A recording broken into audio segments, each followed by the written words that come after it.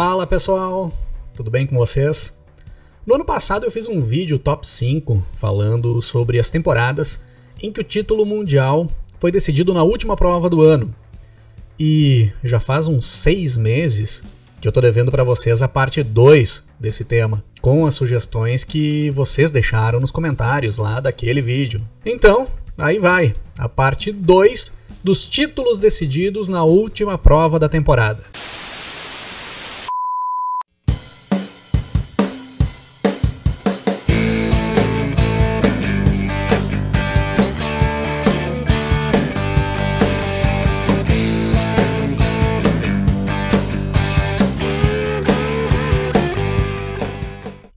No episódio 1 eu falo sobre os títulos das temporadas de 1981, com o Nelson Piquet conquistando o título na última prova, em cima do argentino Carlos Reutemann, da Williams. A temporada de 1986, com o Prost batendo o Piquet e o Mansell na última prova, no Grande Prêmio da Austrália.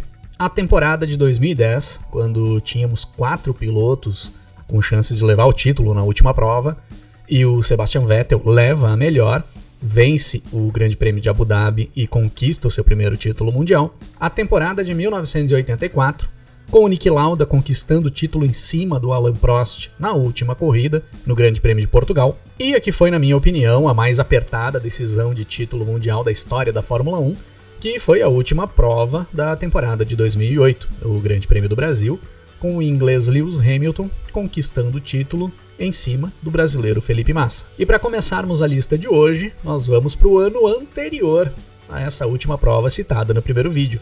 Nós vamos para o Grande Prêmio do Brasil de 2007, última prova do Campeonato Mundial de Fórmula 1 de 2007 e decisão de título mundial. Pois, quando chegamos no Grande Prêmio do Brasil, a 17ª prova da temporada de 2007, encerramento do Campeonato Mundial, nós tínhamos 3 pilotos ainda com chances de conquistar o título. O inglês Lewis Hamilton, da McLaren, que era o líder do Mundial com 107 pontos conquistados. O espanhol Fernando Alonso, também da McLaren, que era o segundo colocado com 103 pontos. E o finlandês Kimi Räikkönen, da Ferrari, com 100 pontos conquistados. Todos com condições de buscar o título mundial na última corrida do ano. E, para esse Grande Prêmio do Brasil, nós tínhamos o brasileiro Felipe Massa largando na pole position, com o Hamilton largando na segunda posição, o Räikkönen em terceiro e o Alonso em quarto. Um grid de largada que, de certa forma, privilegiava o Lewis Hamilton, que era o líder do campeonato e largava na frente dos concorrentes ao título. Mas as perspectivas mudariam logo após a largada. O Hamilton não larga bem, ele cai para a 4ª posição, ainda no S do Senna, e no final da reta oposta tenta forçar uma ultrapassagem para cima do Fernando Alonso para tomar a 3ª posição, e dá uma escapada na curva do lago, que acaba jogando o inglês para a 8ª posição. E comprometendo também o jogo de pneus, que ele tinha largado com a forte freada que ele dá tentando segurar o carro na pista. A partir daí, as Ferraris dominaram a corrida, com o Felipe Massa entregando a 1ª posição para o Räikkönen na segunda janela de pit stop, Fernando Alonso não conseguindo acompanhar as Ferraris, não conseguindo andar acima da 3ª posição em nenhum momento da prova, e o Hamilton se atrapalhando todo na pista durante quase toda a prova, errando freadas, escapando da pista, deixando o carro apagar e voltando para a corrida, conseguindo terminar somente na 7ª posição. E aí nós temos um final de prova com vitória do finlandês, com o Felipe Massa na 2ª posição e o Fernando Alonso em terceiro. Campeonato Mundial definido com o Räikkönen em primeiro, com 110 pontos conquistados, Hamilton em segundo com 109 pontos e Fernando Alonso em terceiro também com 109 pontos conquistados. Título mundial do finlandês e um dos finais de campeonato mais apertados da história da Fórmula 1.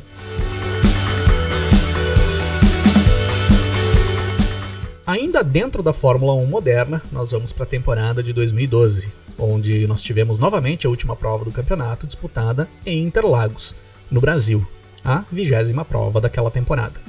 E uma decisão de título mundial entre o alemão Sebastian Vettel, da Red Bull, e o espanhol Fernando Alonso, da Ferrari, que chegavam para a última prova da temporada como os dois postulantes ao título mundial. Com o Vettel liderando a tabela do Mundial com 273 pontos conquistados, contra 260 pontos do Fernando Alonso, o segundo colocado. No grid de largada, o Vettel na 4ª posição e o Alonso em 8º. Preferência para o alemão, ali no início da prova, na briga pelo título mundial, que assim como na temporada de 2007, mudaria logo após a largada. E, novamente, na curva do lago. O Vettel, que tinha largado mal, ficou no meio do bolo das posições intermediárias, acabou tomando uma pancada do Bruno Senna da Williams na freada no final da reta oposta.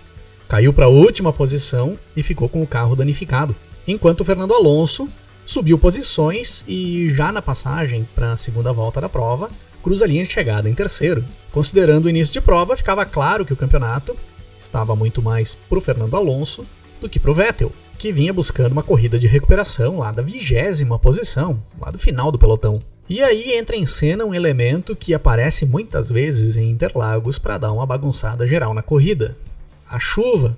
E no meio da chuva, em menos de 10 voltas, o Vettel já era o 6º colocado. Uma recuperação incrível do alemão, que se manteve dentro do intervalo de posições que garantiria o título mundial, considerando que o Alonso não conseguiu buscar a primeira posição no decorrer da prova. Final da corrida, com vitória do inglês Jenson Button, com Fernando Alonso na 2ª posição e o brasileiro Felipe Massa em terceiro.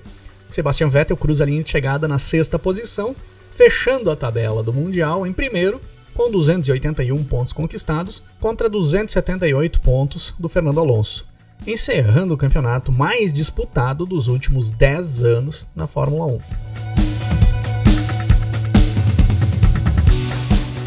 O ano de 1976 foi um ano emblemático na história da Fórmula 1.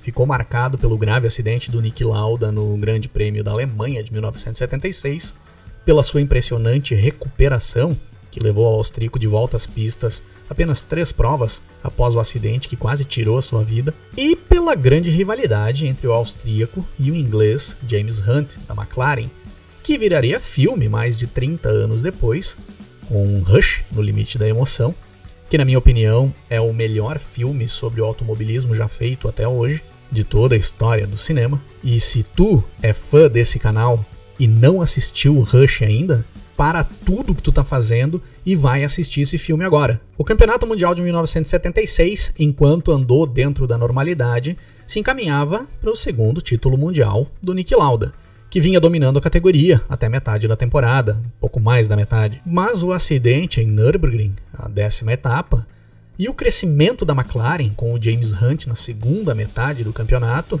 levaram a definição do título para a última prova, o Grande Prêmio do Japão, no circuito de Fuji. Nessa última prova, o Niki Lauda era o líder do campeonato com 68 pontos conquistados contra 65 pontos do James Hunt. No grid de largada, James Hunt largando na 2ª posição e o Niki Lauda na 3ª. E tínhamos largada com chuva, pista molhada. Após a largada, ficava nítido que a pista estava muito lisa, os pilotos escapando muito, tendo uma dificuldade enorme para segurar os carros na pista, e o James Hunt acaba saindo bem e assume a ponta da corrida.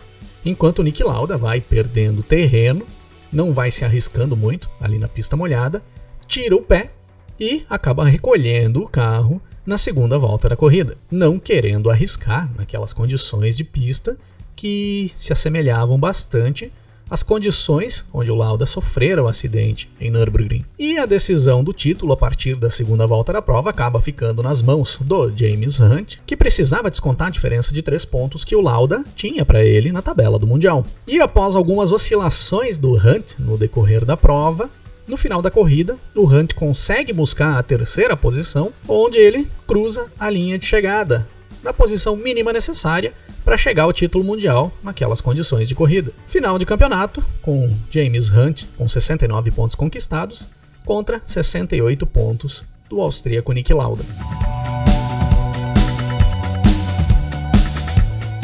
Em 1983, o campeonato se encaminhava para o primeiro título mundial da equipe Renault na Fórmula 1. Os pioneiros dos motores turbo estavam muito próximos a serem os primeiros a conquistar um título mundial com os motores turbo, tendo no cockpit o francês Alain Prost. Mas a equipe Brabham, com os novos motores turbo da BMW e inovações implementadas desde o decorrer da temporada de 1982, como o reabastecimento do carro nos pitstops no decorrer da prova, fator que acabou sendo decisivo na definição do título mundial na última prova da temporada, o Grande Prêmio da África do Sul. 15ª prova e decisão do título mundial entre o francês Alain Prost, da Renault, e o brasileiro Nelson Piquet, da Brabham. O líder do mundial era o francês, com 57 pontos conquistados contra 55 pontos do brasileiro. No grid de largada, Nelson Piquet largando em segundo e Alain Prost largando em quinto. E aí é que vem o pulo do gato do Nelson Piquet e da Brabham para buscar o título mundial nessa prova. O brasileiro larga com menos combustível na sua Brabham no início da prova, com o carro muito mais leve do que o carro da McLaren do francês e dispara na frente, fazendo o francês correr atrás, forçando ao máximo a sua Renault para tentar buscar o Piquet na pista. Até que, na 35ª volta da prova, abriu o bico do turbo da Renault do francês, que abandona e deixa nas mãos do Piquet a responsabilidade de descontar os 2 pontos de vantagem que o Prost tinha na tabela do Mundial. E o Piquet, a partir daí, faz uma corrida tranquila, poupando o carro, para cruzar a linha de chegada no final da prova, na 3ª posição, e fechar o campeonato de 1983 com 57 pontos conquistados contra 55 pontos do francês Alain Prost. E acabou não indo para os pioneiros dos motores turbo na Fórmula 1, o primeiro título mundial de um motor turbo, mas sim para os novatos motores da BMW, que equiparam a Brabham com Nelson Piquet no cockpit do carro.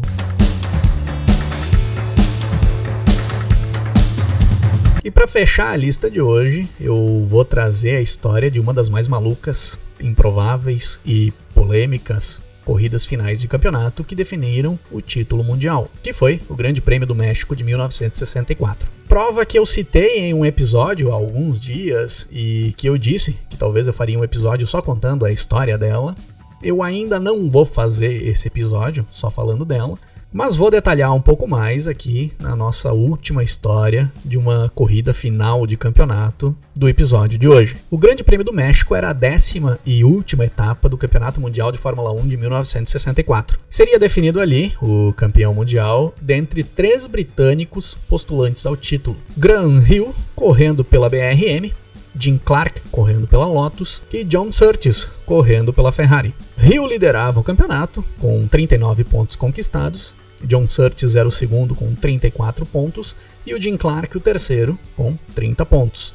No grid de largada, nós tínhamos o Clark na pole position, com o Surtees em quarto e o Hill em sexto. Logo após a largada, o Clark perde a primeira posição, mas dispara na frente, junto com o Dan Gurney, que assumia a ponta na corrida. O Graham Hill e o John Surtees perdem muitas posições e ficam bem para trás, mas o Hill se recupera rápido, e em 12 voltas já era o terceiro colocado na corrida, o que garantia com folga o título mundial ao seu favor ali naquele momento. O Surtees também foi recuperando posições, e não demorou muito para chegar na 5ª posição, sendo que o quarto colocado era o seu companheiro de equipe, o italiano Lorenzo Bandini, da Ferrari. E a Ferrari deu ordem para o Bandini deixar o Surtees passar, assumir a 4ª posição e ir para cima do Graham Hill, que era um dos seus concorrentes na briga pelo título. Mas o Surtees não conseguia ter desempenho suficiente para chegar no Graham Hill e brigar pela 3ª posição. Então a Ferrari dá outra ordem para o Bandini retomar a 4ª posição do Surtees e ir para cima do Hill. E aí vem uma das manobras que acabou gerando muita polêmica nessa corrida. O Bandini assume a 4ª posição novamente, vai para cima do Hill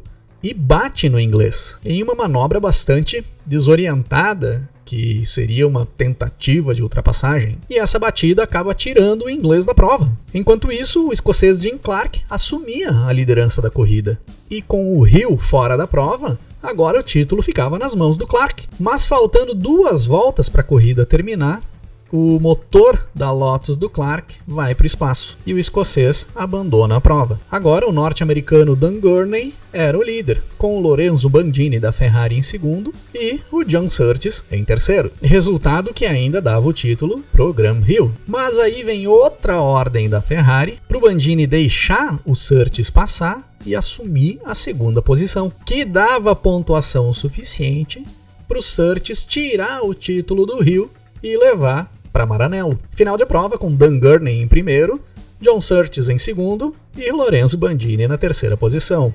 Título do Surtees, que terminou o campeonato com 40 pontos contra 39 pontos do Graham Hill. Duas curiosidades a serem citadas nessa final de campeonato. Primeira, o total de pontos que o Hill conquistou no decorrer da temporada, na real, foram 41 pontos. Mas o regulamento previa descarte de pontos na época e o inglês teve que descartar 2 pontos conquistados em um quinto lugar que ele fez no Grande Prêmio da Bélgica. Se não houvesse descarte de pontos, o Hill teria sido campeão, pois ele somou 41 pontos no total contra 40 pontos totais do John Surtees. E segundo, foi que o John Surtees conquistou o título mundial correndo com uma Ferrari azul e branca. E eu conto a história dessa Ferrari azul e branca do Grande Prêmio do México de 1964 no vídeo que eu falo sobre as pinturas especiais da Fórmula 1. Se não viu ainda, dá uma conferida lá. E por hoje é isso aí, pessoal. Continuem deixando mais sugestões de outras temporadas que foram definidas na última prova, que eu não citei nas partes 1 e 2 dessa série aqui do canal, que na sequência eu trago mais episódios com esse tema aqui para vocês. Obrigado por acompanhar mais esse vídeo aqui do Rock 'n' Race. Se curtiu, não esquece de deixar o like e se inscrever no canal, se ainda não fez a sua inscrição, que nós vamos nos falando na sequência. Um grande abraço para todo mundo. Até mais!